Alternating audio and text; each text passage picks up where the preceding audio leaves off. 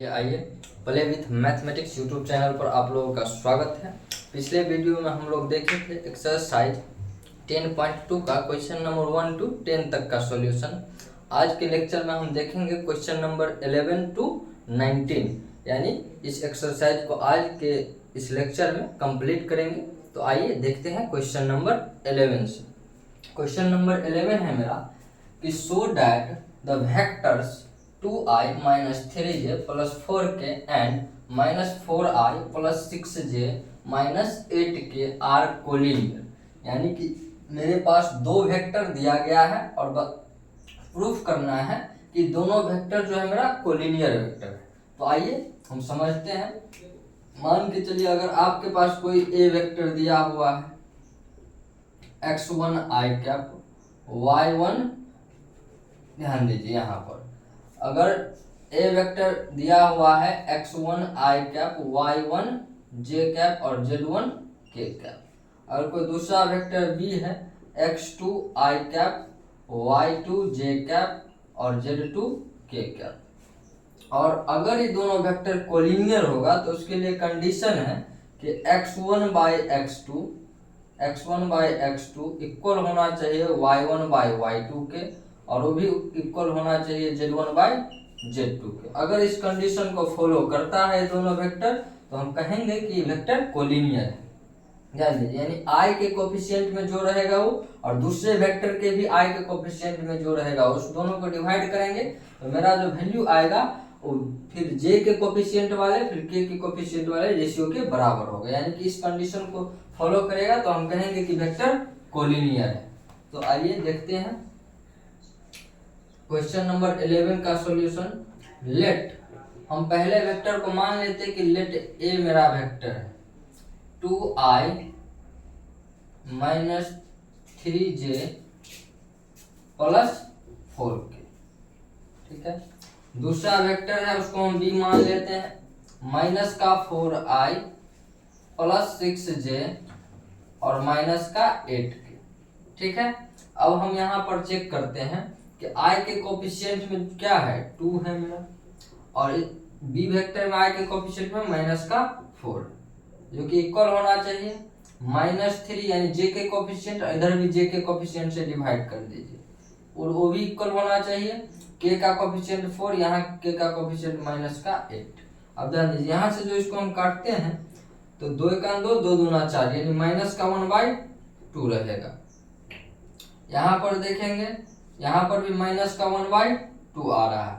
यहाँ पर इसको अगर हम काटते हैं तो माइनस का 1/2 आ रहा है। तो यहाँ पर आप लोग देख पा रहे होंगे कि इस कंडीशन को फॉलो कर रहा है। यानी कि हम कह सकते हैं कि जो वेक्टर दिया गया था मेरा कोलिनियर है। तो यहाँ से हम कह सकते हैं A vector and B vector are collinear, यानी कि इस दोनों वेक्टर को हम कह सकते हैं कि कोलिनियर वेक्टर है मेरा। क्योंकि कोलिनियर के लिए कंडीशन यही है कि अगर दो वेक्टर मेरे पास हो तो x1 by x2 और y1 by y2 और z1 by z2 तीनों क्या होना चाहिए इक्वल, और यहाँ पर तीनों क्या हो गया इक्वल, यानी कि दिया गया वेक्टर कोलिनियर था। तो आइए क्वेश्चन नंबर 12 को देखते हैं। क्वेश्चन नंबर 12 है मेरा find the direction cosine of the vector इतना। मान के चलिए कोई वेक्टर दिया हो उसका डायरेक्शन कोसाइन निकालना है। चलिए आइए इसका हम सॉल्यूशन करते हैं। हम इस वेक्टर को चाहे तो कुछ मान सकते हैं। Let a vector equals to हम मान लेते हैं कि i cap plus 2j cap plus 3k cap, ठीक। अब ध्यान दीजिए यहाँ से हम इसका मैग्नीट्यूड भी निकाल लेते हैं। इसका अगर हम मैग्नीट्यूड निकालेंगे, ध्यान दीजिए मैग्नीट्यूड निकालेंगे यानी ए वेक्टर का magnitude equals to root under i के कोफिशिएंट में 1 है तो 1 का स्क्वायर, j के कोफिशिएंट में 2 है तो 2 का स्क्वायर और k के कोफिशिएंट में 3 है तो 3 का स्क्वायर। यही मेरा मैग्नीट्यूड ऑफ वेक्टर ए निकल जाएगा। तो 3 का स्क्वायर 9, 2 का स्क्वायर 4 13 और 1 यानी कि 14 हो जाएगा। यानी कि ए वेक्टर का मैग्नीट्यूड मेरे पास 14 आ गया। ध्यान दीजिए अब हमको डायरेक्शन क्वेश्चन में अब डायरेक्शन रेशियो पहले फाइंड कर लेते हैं, यानी DRS से हम शॉर्ट में इसे दिखा सकते हैं। यानी कि देखेंगे इस वेक्टर में i का कोफिशिएंट कितना है 1, फिर कॉमा j का कोफिशिएंट 2, फिर k का कोफिशिएंट 3। यही मेरा डायरेक्शन रेशियो आ गया, लेकिन हमको चाहिए क्या, डायरेक्शन कोसाइन, यानी कि बोल रहा है कॉस अल्फा निकालिए, तो कॉस अल्फा बराबर फर्स्ट कोऑर्डिनेट यानी 1 दीजिए और बट्टे वेक्टर का मैग्नीट्यूड दीजिए यानी कि रूट अंडर 14। ठीक है, इसी प्रकार से हम क्या निकाल लेंगे, कॉस बीटा। तो जब हम कॉस बीटा निकालेंगे तो सेकंड कोऑर्डिनेट दे दीजिए 2 और बट्टे में वही मैग्नीट्यूड दे दीजिए इसका जो है 14।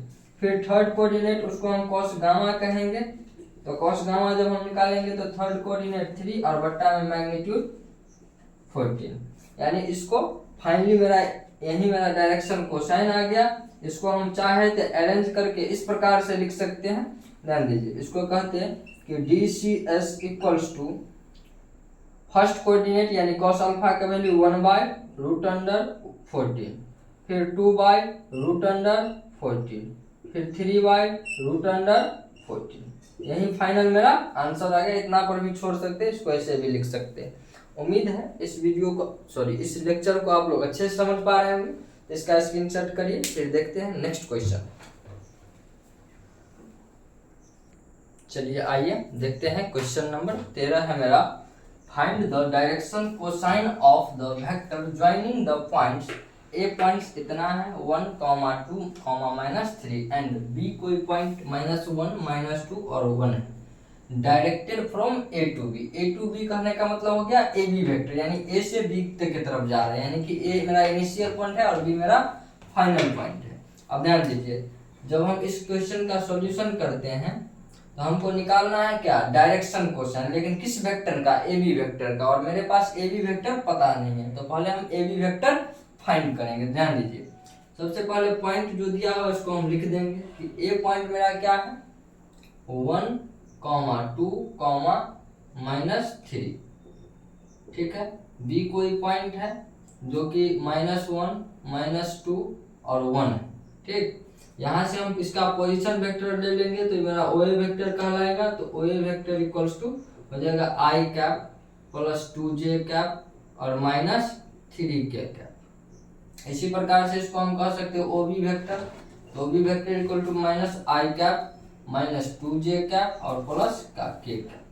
ठीक, अब ध्यान दीजिए, अब हम यहाँ से क्या निकाल लेंगे, हमको डायरेक्टेड ए टू बी बोल रहा है, यानी कि ए बी वेक्टर निकाल लेंगे, तो A B vector equals to formula हो जाएगा मेरा ओ बी वेक्टर माइनस का ओ ए वेक्टर, और मेरे पास ओ बी वेक्टर ही पता है और ओ ए वेक्टर का भी वैल्यू पता है, तो यहाँ पर डाल दीजिए, तो A B vector equals to हो जाएगा, ओ बी वेक्टर के जगह पर ओ बी वेक्टर का वैल्यू डालेंगे तो माइनस का आई कैप -2j कैप और प्लस का k।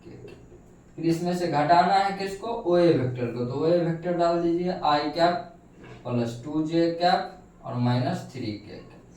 ठीक है, अब ध्यान दीजिए, तो A B vector equal to, ध्यान दीजिए, -i में से इसको i को घटाएंगे यानी -2i हो जाएगा, या इसका पहले ब्रैकेट तोड़ लीजिए डायरेक्ट, तो माइनस का i कैप माइनस का 2j और प्लस का k हो जाएगा। यहाँ इस माइनस से सारे में गुना हो जाएगा, तो माइनस का i कैप -2j और माइनस +3k। अब ध्यान दीजिए, तो ए बी वेक्टर जो मेरा आ रहा है i और -i, तो -2i हो जाएगा, -2j और -2j तो -4j हो जाएगा, और k और 3k तो 4k हो जाएगा। अब ध्यान दीजिए, अब हम यहाँ से इसका मैग्नीट्यूड भी निकाल लेंगे, यहाँ से हम इसका मैग्नीट्यूड भी निकाल लेंगे, तो मैग्नीट्यूड मेरा हो जाएगा ए बी वेक्टर का magnitude equals to root under i के कोफिशिएंट का स्क्वायर यानी कि -2 का स्क्वायर प्लस j के कोफिशिएंट का स्क्वायर यानी कि -4 का स्क्वायर, फिर k के तो प्लस का 4 का स्क्वायर। और इसको जब हम निकालते हैं इसका वैल्यू, तो ए बी के मैग्नीट्यूड जो निकल के आ जाएगा, तो रूट अंडर 2 का स्क्वायर 4, 4 का स्क्वायर 16 और 4 का स्क्वायर 16, यानी कि 16 और 16 32 और 4 36, यानी कि यहाँ से देखिए ए बी वेक्टर का जो मेरा मैग्नीट्यूड आ रहा है रूट अंडर 36 आ रहा है, और 36 का वर्गमूल मेरा आ जाएगा 6। ठीक है, तो ए बी वेक्टर का मैग्नीट्यूड निकल गया। अब ए बी वेक्टर का डायरेक्शन रेशियो ले लेंगे, क्योंकि हमको डायरेक्शन कोसाइन चाहिए, तो डायरेक्शन रेशियो इसका क्या हो जाएगा -2, -4, 4। अब ध्यान दीजिए, ए बी जो मेरा वेक्टर निकल के आया है, तो आई के कोफिशिएंट को लिख लेंगे, फिर जे के कोफिशिएंट को, फिर के कोफिशिएंट को, ठीक है। यही मेरा डायरेक्शन रेशियो होगा। यहाँ से हम डायरेक्शन कोसाइन यानी कि DCS निकाल लेंगे, यानी कि कॉस अल्फा।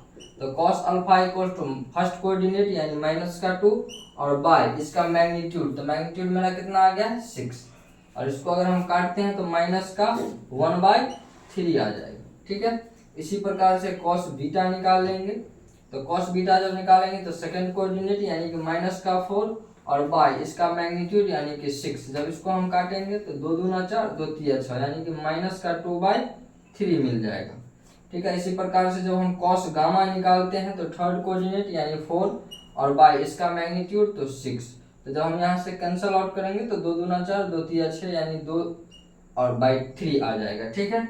इसी प्रकार से हम कह सकते हैं कि मेरा डायरेक्शन कोसाइन जो आ रहा है, क्या आ रहा है, इसको अरेंज करके -1/3, -2/3, 2/3 आ जाएगा। यही मेरा डायरेक्शन कोसाइन आ जाएगा, ठीक है। उम्मीद है आप लोग समझ पा रहे होंगे। तो इस क्वेश्चन का स्क्रीनशॉट करिए। नेक्स्ट क्वेश्चन हम लेते हैं। चलिए आइए देखते हैं नेक्स्ट क्वेश्चन। क्वेश्चन नंबर 14 है मेरा कि सो डैट द वेक्टर्स, इतना कोई वेक्टर है i cap plus j cap plus k cap is equally inclined to the axis ox, oy और oz। बोल रहा है कि मेरा जो वेक्टर दिया गया है i cap plus j cap plus k cap, वो x एक्सिस के साथ, y एक्सिस के साथ और z एक्सिस के साथ इक्वल एंगल बना रहा है, और यही हमको प्रूफ करना है। तो आइए देखते हैं। सबसे पहले तो इस वेक्टर को, इसको सॉल्व करने के लिए सबसे पहले हम एक डायग्राम लेते हैं जिसमें मेरा x एक्सिस, y एक्सिस और z एक्सिस होना चाहिए, ठीक है। तो मेरा x एक्सिस हो जाएगा, ये y, और ध्यान दीजिए z एक्सिस जो होता है इस प्रकार से होता है, ठीक है। लेकिन हम इसको यहाँ पर ऐसे नहीं लिख सकते हैं, इसी को दिखाने के लिए हम इसको ऐसे ड्रॉ करते हैं, ठीक है। और ये मेरा z एक्सिस हो जाएगा, ठीक। और बोल रहा है कि कोई वेक्टर है मेरे पास, मान लेते हैं कि वेक्टर यहाँ पर है, तो यहाँ से यहाँ कोई वेक्टर है, वो वेक्टर मेरे पास पता है, और इसको हम इस वेक्टर को मान लेते हैं कि मेरा ए वेक्टर है, ठीक है। इस पॉइंट को वो मान लेते हैं, और यहाँ पर वेक्टर आई कैप प्लस जे कैप प्लस का के कैप। अब बोल रहा है कि एक्स एक्सिस के साथ ही जो वेक्टर है मेरा, मान के चलिए अल्फा मान लेते हैं, अल्फा एंगल बना रहा है। वाई एक्सिस के साथ ही वेक्टर मेरा बीटा एंगल बना रहा है, और जेड एक्सिस तो इस प्रकार से होता है, तो जेड एक्सिस के साथ मेरा गामा एंगल बना रहा है। तो यहाँ से हमको यही प्रूफ करना होगा कि अल्फा बराबर बीटा बराबर गामा हो जाना चाहिए। तब हम समझेंगे कि एक्स एक्सिस के साथ ये जो वेक्टर है मेरा, जितना कोण बना रहा है उतना वाई एक्सिस के साथ, उतना जेड एक्सिस के साथ भी बना रहा है। तो अल्फा बराबर बीटा बराबर गामा आ जाना चाहिए। तो आइए देखते हैं। सबसे पहले इस वेक्टर को हम मान लिए कि लेट ए वेक्टर है मेरे पास कोई आई कैप प्लस जे कैप प्लस का के कैप, ठीक। अगर इसका हम मैग्नीट्यूड का बात करेंगे, तो हो जाएगा ए वेक्टर का magnitude equals to root under I के कोफिशिएंट में 1 है तो 1 का स्क्वायर, इसमें भी 1 है 1 का स्क्वायर, इसमें भी 1 है 1 का स्क्वायर, यानी ए वेक्टर का मैग्नीट्यूड जो मेरा आ रहा है √3 आ रहा है, ठीक है। अब यहाँ से हम डायरेक्शन रेशियो निकाल लेंगे, तो DRS से इसको डिनोट करेंगे। I के कोफिशिएंट में मेरा 1 है, J के कोफिशिएंट में भी 1 है, और K के कोफिशिएंट में भी 1 है, यानी कि तीनों कोऑर्डिनेट मेरा 1 1 1 आ रहा है। यहाँ से हम अब cos अल्फा निकाल लेते हैं। तो cos अल्फा जब हम निकालेंगे तो फर्स्ट कोऑर्डिनेट और बाय इसका मैग्नीट्यूड √3। यहाँ से जब हम अल्फा का वैल्यू निकालेंगे तो cos इस तरफ जाएगा तो cos इनवर्स हो जाएगा और 1/√3, ठीक है। इसी प्रकार से अब हम cos बीटा निकाल लेते हैं।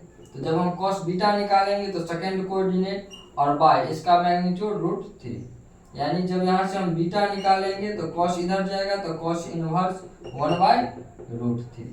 इसी प्रकार से हम यहाँ पर cos गामा निकाल लेंगे, तो cos गामा यानी थर्ड कोऑर्डिनेट 1 और इसका मैग्नीट्यूड √3। यहाँ से गामा का वैल्यू जब हम निकालेंगे तो देख पाएंगे कि cos को इस तरफ लेके जाएंगे तो cos इनवर्स 1/√3। यहाँ से साफ साफ दिख रहा है कि अल्फा का जितना वैल्यू आया है उतना ही बीटा का आया है और उतना ही गामा का आया। तो इसमें अल्फा बीटा और गामा क्या हो गया, इक्वल हो गया। यहाँ से कह सकते हैं अल्फा इक्वल्स टू आ गया बीटा इक्वल्स टू गामा, और यही हमको प्रूव करना था कि इक्वल एंगल बना रहा है एक्स एक्सिस वाई एक्सिस और जेड एक्सिस के साथ। तो उम्मीद है आप लोग समझ रहे होंगे, बहुत ही अच्छे से समझे होंगे। तो इसका स्क्रीनशॉट करिए, फिर नेक्स्ट क्वेश्चन लेते हैं। चलिए आइए देखते हैं नेक्स्ट क्वेश्चन। क्वेश्चन नंबर 15 है मेरा, find the position vector of a point R which divides the line joining two points P and Q whose position vectors are इतना और इतना रिस्पेक्टिवली इन द रेशियो 2:1। यानी दोनों वेक्टर का P और Q point का पोजीशन वेक्टर हमको पता है और ये वेक्टर 2:1 में बटा हुआ है। तो ध्यान दीजिए, यहाँ से दो क्वेश्चन है, एक इंटरनली और दूसरा एक्सटर्नली। कहने का मतलब हो गया एक आंतरिक रूप से विभाजन करता है और एक बाह्य रूप से विभाजन करता है। ठीक है, तो आइए सबसे पहले इस क्वेश्चन का जब हम सॉल्यूशन करेंगे तो ध्यान से समझिए। हम आपको एक्सटर्नल डिवीजन और इंटरनल डिवीजन का फॉर्मूला बताए हैं, जो कि होता है, अगर इंटरनल का बात करेंगे तो इंटरनल के लिए हम प्रयोग करते हैं कि m B vector plus n A vector by m plus n. अगर यहीं पर एक्सटर्नली का बात होता तो यहाँ पर दोनों जगह पर माइनस लग जाता। ठीक है, तो आइए हम इस क्वेश्चन को इसी के माध्यम से सॉल्व करेंगे। ध्यान दीजिए, सबसे पहले P पॉइंट का पोजीशन वेक्टर है, यानी इसको हम OP कह सकते हैं, OP वेक्टर। तो OP वेक्टर इक्वल्स टू हम कह सकते हैं कि I प्लस 2j और माइनस k। और Q पॉइंट का कोई पोजीशन वेक्टर, इसको हम OQ कह सकते हैं, जो कि है मेरा माइनस I प्लस j और प्लस k। ठीक है, अब ध्यान दीजिए, इसी को हम मान लेंगे, थोड़ा सॉल्यूशन करने में पुट करने में अच्छा रहेगा। इसी को हम मान लेते हैं कि ये वेक्टर मेरा A है, OP वेक्टर को हम A मान लेते हैं, OQ को B मान लेते हैं, B वेक्टर। अब ध्यान दीजिए, अब हम एक्सटर्नल यानी कि पहला फॉर्मूला का प्रयोग करते हैं। पहले क्वेश्चन में एक इंटरनली क्या, इंटरनल डिवीजन, यहाँ पर m का वैल्यू हम कह सकते हैं कि 2 है मेरा और n का वैल्यू 1 है। ठीक है, अब हम पहला क्वेश्चन को सॉल्व कर रहे हैं, जिसमें इंटरनल डिवीजन के लिए हम बताएं फॉर्मूला कि r vector equals to m B vector plus n A vector by m minus N a, m plus n, और एक्सटर्नल में माइनस डालेंगे। ठीक है, ध्यान दीजिए, r vector equals to m का वैल्यू दे दीजिए, कितना आया है 2। जो अनुपात है, पहला अनुपात m कहलाता है, दूसरा m, यानी 2 m का वैल्यू, और b वेक्टर यानी b वेक्टर जो है मेरा उसको लिख लीजिए minus i cap plus j cap और प्लस k कैप। ठीक है, और उसके बाद प्लस n का वैल्यू 1 है और यहाँ पर a का वैल्यू दे दीजिए। तो a का वैल्यू क्या हो जाएगा, जो मेरा OP वेक्टर उसी को हम a मान लिए, यानी कि i cap plus 2j cap और माइनस k कैप, और by m plus n, m का वैल्यू 2 है और n का वैल्यू 1 है। तो जब हम इसी को सॉल्व करते हैं तो ध्यान से समझिए, r वेक्टर इक्वल्स टू हो जाएगा, r वेक्टर इक्वल्स टू इस 2 से सारे एलिमेंट में गुना कर दीजिए, यानी कि 2 से करेंगे तो माइनस का 2i हो जाएगा, 2 से करेंगे तो प्लस का 2j हो जाएगा, इस 2 से करेंगे तो प्लस का 2k हो जाएगा।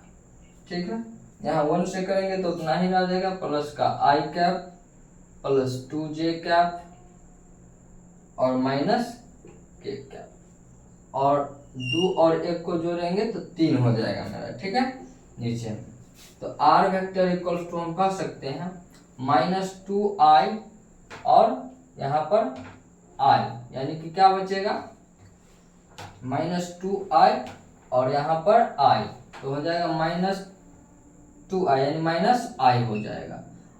प्लस में एगो है और माइनस में 2 यानी माइनस में एगो बच जाएगा, 2 गो j है, यहाँ पर 2 गो j, तो यहाँ पर 4j हो जाएगा, और 2 में से 1 जाएगा तो यहाँ पर 1 यानी कि प्लस का k बच जाएगा और बाय 3।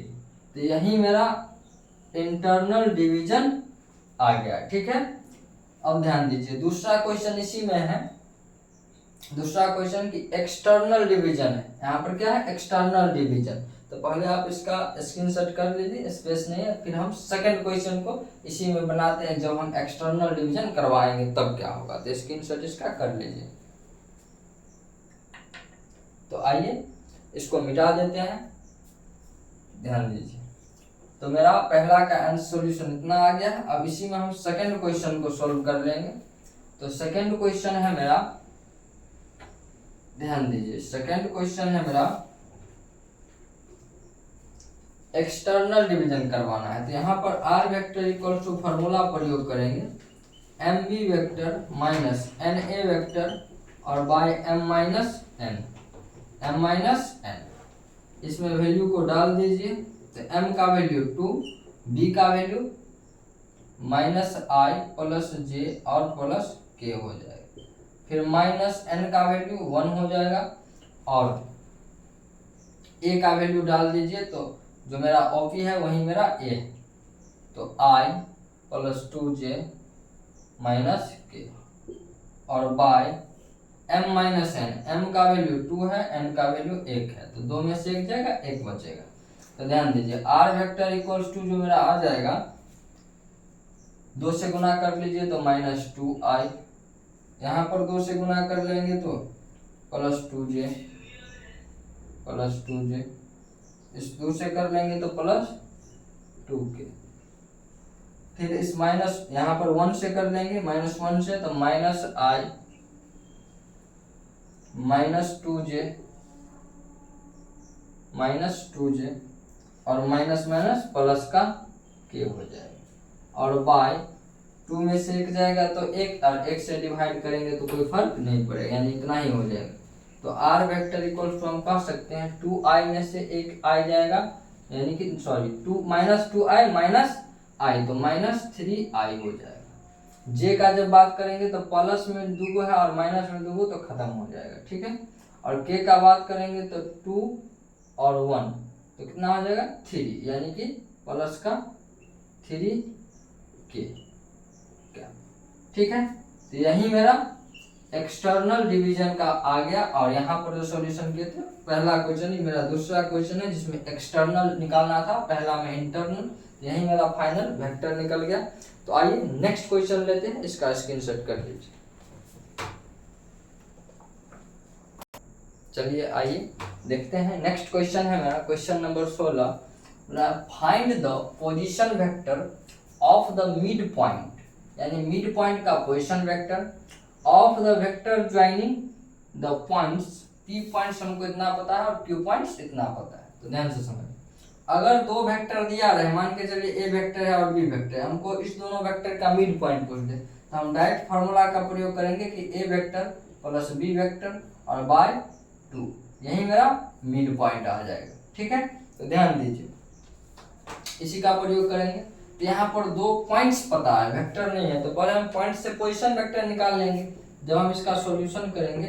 तो ध्यान दीजिए यहाँ पर पॉइंट्स P पता है, P पॉइंट्स 2, 3 और 4। तो यहाँ से हम OP वेक्टर कह सकते हैं इसको। इसका जब पोजीशन वेक्टर लेते हैं तो 2i प्लस 3j और प्लस 4k हो जाएगा। ठीक है, मेरा 3 है।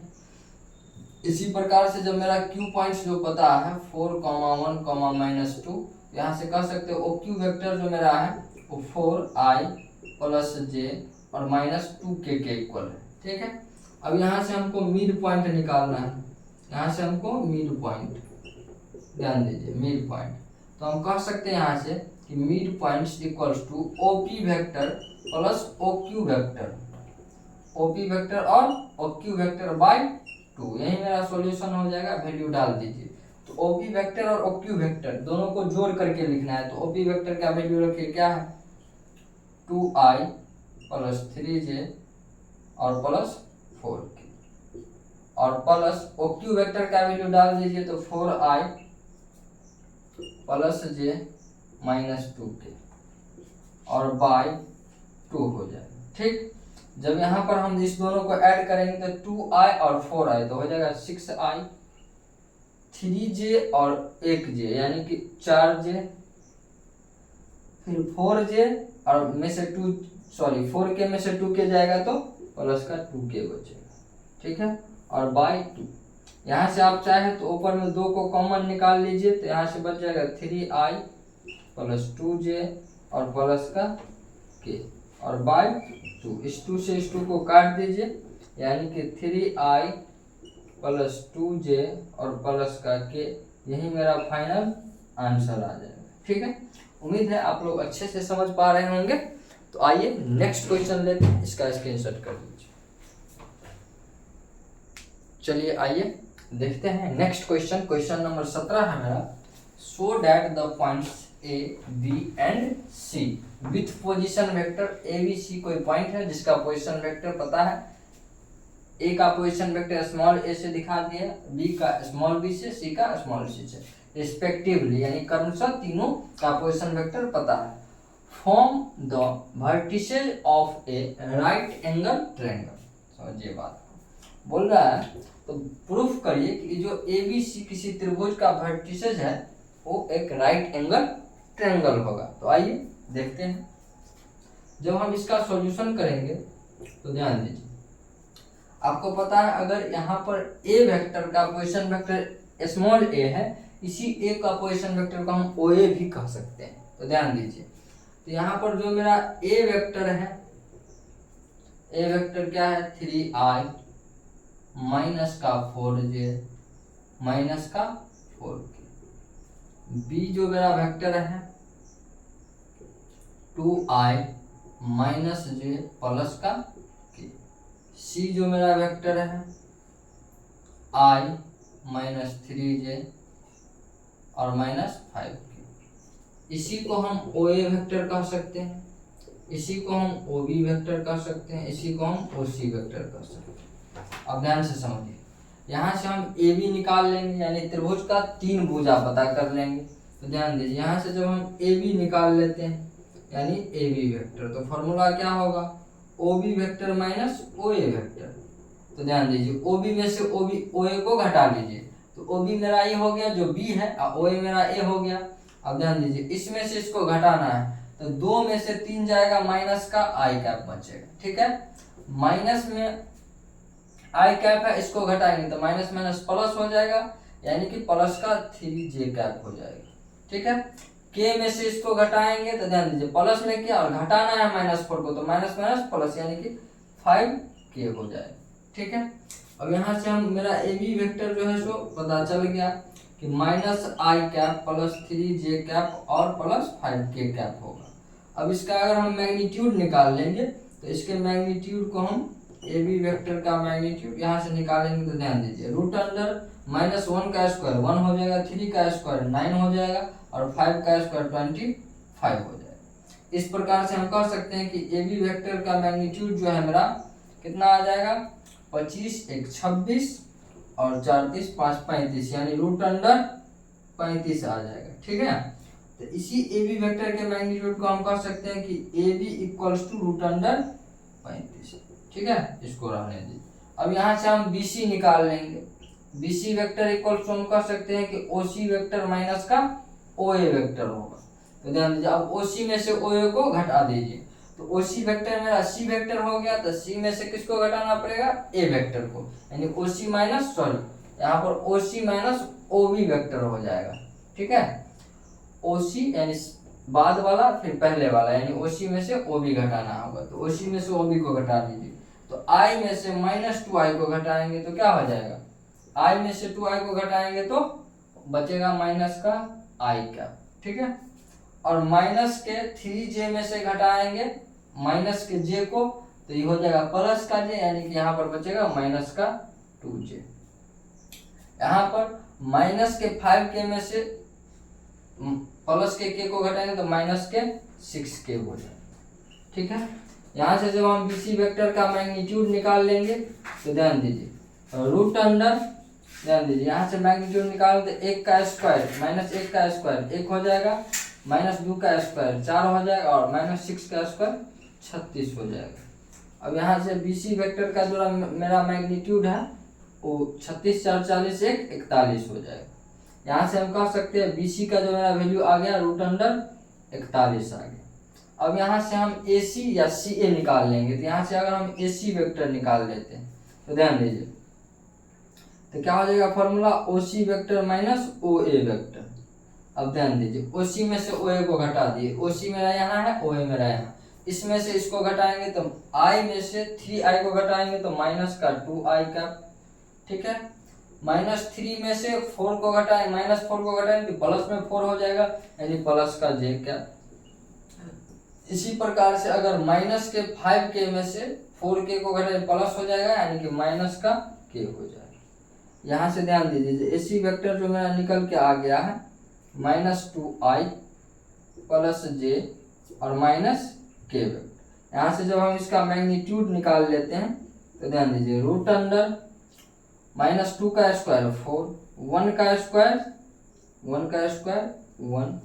अब ध्यान दीजिए, और यहाँ पर 1 का स्क्वायर -2 का स्क्वायर 4 और 1 का स्क्वायर 1, और इस यहाँ पर भी 1 का स्क्वायर 1 हो जाएगा, यानी कि -1 का स्क्वायर 1, यानी कि AC वेक्टर का जो मेरा मैग्नीट्यूड है √6 आ जाएगा। इसी को हम कह सकते हैं कि AC जो मेरा आ गया है, AC का वैल्यू √6 के बराबर आ गया, 6 के बराबर। अब ध्यान से समझिए, अब हम एक त्रिभुज लेते हैं, मान के चलिए एक त्रिभुज मेरा ये, ठीक। अब ध्यान दीजिए, अगर यहाँ पर मेरा B है, यहाँ पर A है और यहाँ पर मेरा C, तो ध्यान से समझिए, AB का वैल्यू मेरा कितना है √35, तो AB का वैल्यू मेरा √35 है। उसके बाद BC का वैल्यू कितना है, तो BC मेरा ये हो गया, BC का वैल्यू मेरा √41 है, और AC का वैल्यू मेरा कितना आया है 6, √6। अब ध्यान दीजिए, आप पाइथागोरस में पढ़े हैं। अब यहाँ से हम लंब का स्क्वायर जोड़ आधार का स्क्वायर, यानी कि AB का स्क्वायर प्लस AC का स्क्वायर मेरा अगर BC के स्क्वायर के बराबर आ जाए तो हम कहेंगे ये जो मेरा वेक्टर है, ये जो मेरा ट्रायंगल है वो राइट एंगल ट्रायंगल हो जाएगा। तो ध्यान से समझिए, जब हम AB का वैल्यू मेरे पास क्या आया है √35, तो AB का वैल्यू क्या देंगे √35 का स्क्वायर प्लस AC का वैल्यू √6, तो √6 का स्क्वायर, और इक्वल होना चाहिए BC के स्क्वायर के, तो BC का स्क्वायर मेरा कितना है, BC का वैल्यू यानी 41 है, तो इसका स्क्वायर, रूट स्क्वायर से रूट खत्म, यानी कि 35, यहाँ पर भी 6, यहाँ पर 41, यानी 41 बराबर 41। यहाँ पर ये बात हमको सेटिस्फाइड कर रहा है कि लंब का स्क्वायर और आधार का स्क्वायर कर्ण के स्क्वायर के बराबर हो रहा है, यानी कि त्रिभुज कैसा होगा राइट एंगल ट्रायंगल होगा, यानी कि किसी भी समकोण त्रिभुज के कर्ण का स्क्वायर अन्य दो भुजा के वर्गों के स्क्वायर के बराबर होगा, उसी को हम राइट एंगल ट्रायंगल कह सकते हैं। इसलिए यहाँ से कह सकते हैं कि A, B and C are the vertices of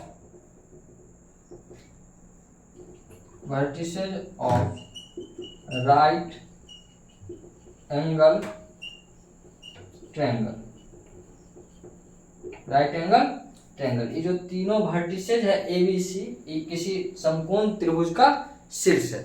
उम्मीद है आप लोग अच्छे से समझ रहे होंगे। इसका स्क्रीनशॉट करिए, नेक्स्ट क्वेश्चन लेते हैं।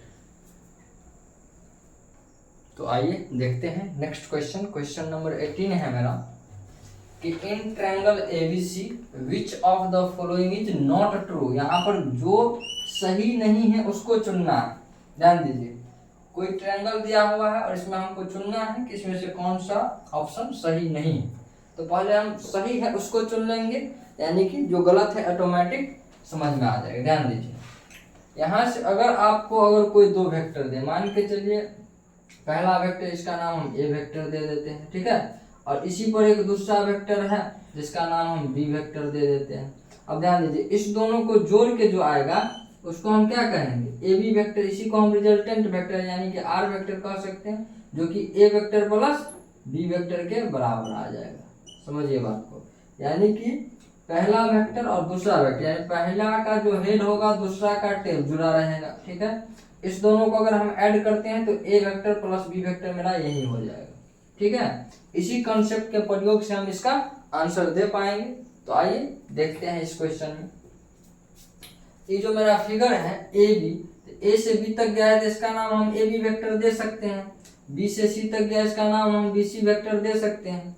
अब ध्यान दीजिए, और ये मेरा क्या हो जाएगा, ए से सी तक गया तो इसका नाम ए सी वेक्टर हो जाएगा, ए सी वेक्टर। अब ध्यान दीजिए, लेकिन पहला का हेड और दूसरा का टेल यहाँ पर जुड़ा हुआ है तो इसको हम A B vector plus B A B C vector, यानी इस दोनों के बराबर मेरा ये आएगा।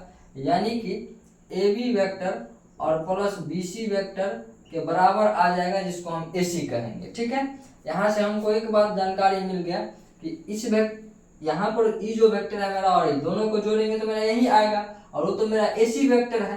यानी कि कह सकते हैं A B vector plus B C vector equals to A C vector. और यहाँ से जब हम फाइंड करेंगे कि A B vector plus B C vector equals to A C vector, अब ध्यान दीजिए, यहाँ से A B vector plus B C vector और इसको इस तरफ लाएंगे तो माइनस का A C vector equals to 0 vector. अब ध्यान दीजिए, ऑप्शन देखिए कि ऐसा कहीं मिल रहा है तो मेरा सही हो जाएगा, ए बी बी सी और माइनस का ए सी, ये मेरा सही है। तो ये ऑप्शन नहीं होगा, ये मेरा इस क्वेश्चन के लिए गलत आंसर हो जाएगा। लेकिन सही बात है कि ऐसा होगा, लेकिन इसमें हमको चुनना गलत है, ध्यान दीजिए। अब इसी में अगर मान के चलिए कहीं पर ए बी वेक्टर लिखा हुआ है तो उसको हम माइनस बी ए वेक्टर के बराबर लिख सकते हैं। कहीं पर मान के चलिए ए सी वेक्टर लिखा हुआ है तो माइनस सी ए वेक्टर के बराबर लिख सकते हैं। ठीक, अब ध्यान दीजिए, इसी का प्रयोग करेंगे तो यहाँ पर ये जो आया है निकाल के मेरा, हम ए सी के जगह पर, अब ध्यान दीजिए, ए सी वेक्टर इक्वल टू क्या लिख सकते हैं, आगे वाले को पीछे, पीछे वाले को आगे करेंगे तो माइनस के साथ आएगा, यानी कि माइनस सी ए वेक्टर इसको हम कह सकते हैं।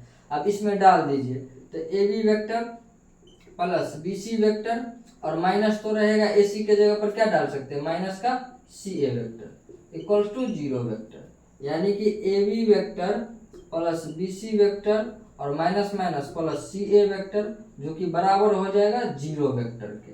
तो ध्यान दीजिए, ए बी बी सी और सी ए बी बी सी और सी ए, ऑप्शन ए, ये भी मेरा गलत हो जाएगा लेकिन ये बात सही है।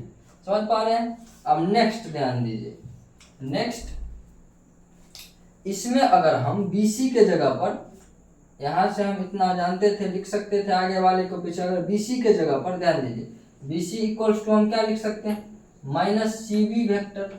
ठीक है, अब इसमें पुट कर दिए तो ए बी वेक्टर और बी सी के जगह पर क्या डाल सकते हैं, माइनस सी बी, तो minus C B vector minus का सी बी वेक्टर। अब ध्यान दीजिए, माइनस का सी बी वेक्टर और प्लस का C A vector equals to 0 vector.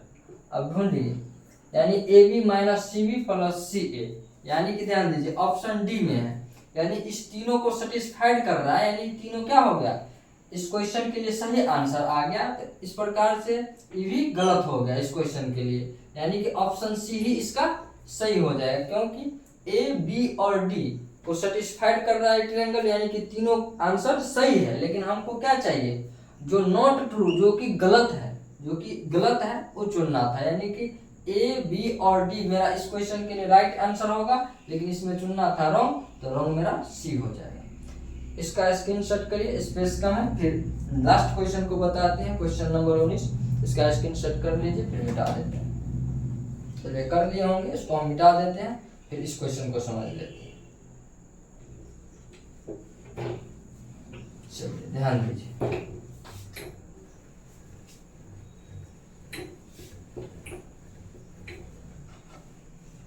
ध्यान दीजिए, यहाँ पर बोला if A vector and B vector are two collinear vector, यानी ए और बी क्या है, collinear vector, then which of the following are incorrect. यहाँ पर भी क्या चुनना है, गलत चुनना है। तो अब बताइए, कहीं पर ए वेक्टर और बी वेक्टर क्या है, कोलिनियर है या पैरेलल, तो हम कह सकते हैं ए वेक्टर बराबर लेमडा बी वेक्टर, ऐसा कह सकते हैं। और कहीं पर मान के चलिए कि बी वेक्टर और ए वेक्टर क्या है, कोलिनियर है या पैरेलल, तो क्या कह सकते हैं, B vector equals to lambda A vector कह सकते हैं। ठीक है, यानी कि इस प्रकार से ऑप्शन ए जो मेरा है B vector equal to lambda A vector for some scalar है लेमडा। लेमडा क्या है हमारा, स्केलर है, तो कोई दिक्कत नहीं, स्केलर ही होगा, ध्यान दीजिए। तो बी वेक्टर बराबर लेमडा ए वेक्टर तक सेटिस्फाइड कर सकते हैं, यानी ऑप्शन ए तो इसके लिए क्या हो गया, गलत हो गया इस क्वेश्चन के लिए, लेकिन एक्चुअली में सही बात है कॉलिनियर के लिए। अब ध्यान दीजिए, अगर ए और बी पैरेलल होगा तो ध्यान दीजिए, जब पैरेलल होगा तो यहाँ पर लेमडा का वैल्यू क्या है, ये स्केलर है, स्केलर है तो प्लस और माइनस किसी में भी आ सकता है, यानी कि ए वेक्टर बराबर प्लस माइनस का बी वेक्टर, ये भी क्या है, सही है, यानी कि ये भी सही है। तो इस क्वेश्चन के अनुसार इसके लिए क्या हो जाएगा, गलत हो जाएगा। नेक्स्ट क्वेश्चन है मेरा कि नेक्स्ट ऑप्शन है कि the respective components of A vector and B vector are proportional. सही बात है। अब ध्यान दीजिए, अगर ए वेक्टर डायरेक्टली प्रोपोर्शनल है बी वेक्टर के, अब ध्यान दीजिए, तो प्रोपोर्शनैलिटी का साइन हटाने के लिए कोई ना कोई कांस्टेंट आएगा, तो कह सकते हैं ए वेक्टर बराबर मान के चलिए के बी वेक्टर, के आ गया कांस्टेंट, लेकिन के कांस्टेंट अगर मेरा इच्छा होगा कि ए वेक्टर बराबर लेमडा बी वेक्टर ले लेते हैं या म्यू बी वेक्टर ले लेते हैं, कुछ भी कोई कांस्टेंट आ सकता है, तो यहाँ पर के रहे या लेमडा रहे, तो यानी कि इस प्रकार से ऑप्शन सी भी क्या हो जाएगा, सही। लेकिन इस क्वेश्चन के लिए, इस क्वेश्चन में हमको ढूंढना क्या है, गलत। तो ऑप्शन ए बी और सी इस क्वेश्चन के लिए क्या होगा, सही। तो गलत कौन सा हो जाएगा, ऑप्शन डी, जो कि इस क्वेश्चन का राइट आंसर होगा। तो उम्मीद है आप लोग इस वीडियो को बहुत ही अच्छे से समझे होंगे।